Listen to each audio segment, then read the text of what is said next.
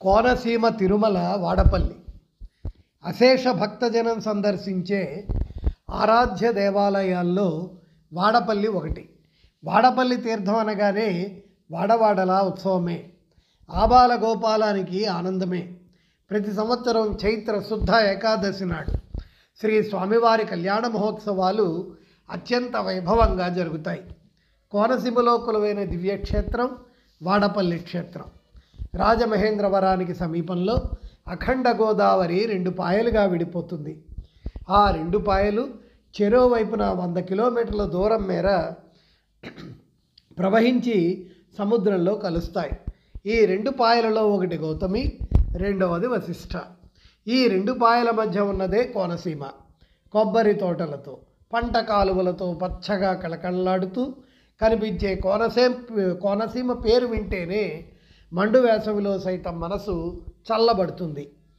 గోదావరి నదీ పాయన గౌతమి తీరంలో కొలువున్న ఈ స్వామిని దేవర్షి నారదుడే ప్రతిష్ఠింపజేశాడు అంటారు. మన రాష్ట్రంలో అత్యంత పురాతన చరిత్ర గల ఆలయాలలో ఇది ఒకటి. ఆనాడు దండకారణ్యంగా పిలువబడే ఈ ప్రాంతంలో 400 సంవత్సరాల క్రితం స్వామి వెలసినట్లు ఆలయ చరిత్ర ద్వారా తెలుస్తోంది. నేడు ఈ ఆలయం ఆత్రేయపురం మండలం వాడపల్లిలో ఉంది. కోరిన భక్తుల కొంగు బంగారమై, పిలిచిన వెంటనే పలికే వెంకటేశ్వర స్వామి స్వయంభువై రక్తచందనమనే కొయ్యతో ఇక్కడ మూర్తీభవించడం జరిగింది. ఇటువంటి కొయ్య విగ్రహం ఒక్క వాడపల్లి క్షేత్రంలోనే ఉండడం విశేషం. స్థల పురాణం. ఒకసారి సనక సనందాది మహర్షులు వైకుంఠంలోని శ్రీమన్నారాయణుని దర్శించుకొని ఆయనను అనేక విధాలుగా స్తుతించిన తరువాత తాము వచ్చిన పని తెలిపారు. కలియుగంలో ధర్మం ఒంటిపాదంతో నడుస్తోంది. ప్రజలు ఆహార విహారాలకే ప్రాధాన్యమిస్తూ ఆచారహీనులుగా జీవిస్తూ కామక్రోధాలకు వసలై అధర్మ జీవితం గడుపుతున్నారు. దీన్ని ఉపేక్షిస్తే ఆ అధర్మ జీవితం మిగిలిన యుగాలకు ప్రాప్తిస్తుంది. కనుక ప్రజల్ని చక్కదిద్ది ధర్మాన్ని ఉద్ధరించే ఉపాయం చెప్పమని విష్ణువుని అభ్యర్థించారు.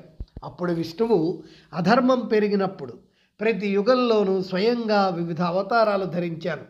ఈ కలియుగంలో పుణ్యం అతి తక్కువగా, పాపభూయిష్టం ఎక్కువగా ఉంది. అందువల్ల ఈ యుగంలో అర్చాస్వరూపుడైన భూలోకంలో అర్చాస్వరూపుడునై లక్ష్మీ క్రీడాస్థానమై మానవుల ఘోర సంసార బాధలను తీర్చి సాగరంలో నౌకవలే దరి చేరుస్తాను. గౌతమి నదీ తీరంలో నౌకాపురంలో వెలుస్తాను. లక్ష్మీ సహితంగా ఒక చందన వృక్ష పేటికలో గౌతమి నది ప్రవాహ మార్గంలో నౌకాపురి అనగా వాడపల్లికి చేరుకుంటాను అని వారికి అభయమిస్తాడు. కొంతకాలానికి నౌకాపురి ప్రజలకి గౌతమి ప్రవాహంలో కొట్టుకు వస్తున్న చందన వృక్షం కనిపించింది. తీరా ఒడ్డుకు తీసుకువద్దామని వెళ్ళగానే అదృశ్యమైపోవడం జరగసాగింది.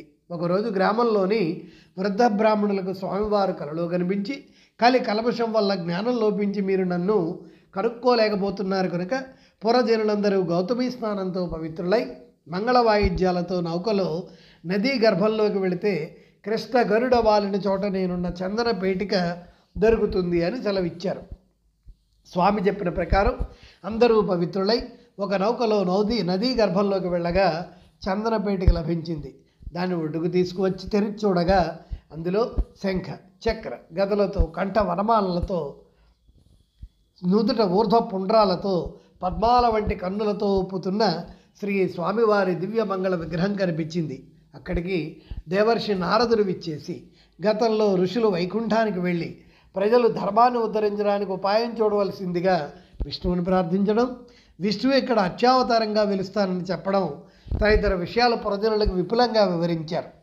తర్వాత 3 మండపాలతో ఎత్తైన ప్రాకార గోపురాలతో దేవాలయం నిర్మింపజేసి ఆలయం ముందు భాగంలో 16 స్తంభాలతో కూడిన యజ్ఞశాలను నిర్మింపజేసి వైఖానసాగమ నిష్ణాతులైన యాజ్ఞికులతో యజ్ఞం చేయించి శ్రీ స్వామివారిని వైభవంగా ప్రతిష్ఠింపజేశారు.